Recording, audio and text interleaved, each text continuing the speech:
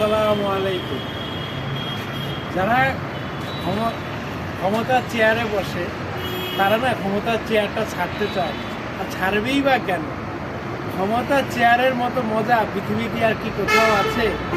কারণ ক্ষমতার চেয়ারে বসলে চারদিকে police, army, BSF, SSF, BGFI কত লোক চারপাশে ঘুরে বেড়ায়। রাস্তা দিয়ে যাওয়ার সময় গাড়ি বহর থাকে, আধা ঘন্টা আগে রাস্তা বন্ধ হয়ে যায়।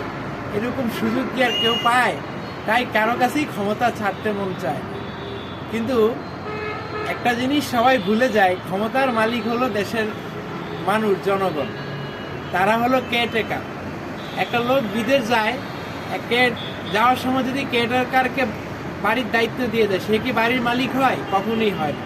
এই জিনিসটা যারা ক্ষমতায় আসে তারা ভুলে যায়। তাই যারা ভবিষ্যতে ক্ষমতায় আসবে বা যারা ক্ষমতায় আছে বা আসবে, তাদের এই কথা মনে রাখা উচিত যে ক্ষমতা চিরস্থায়ী না।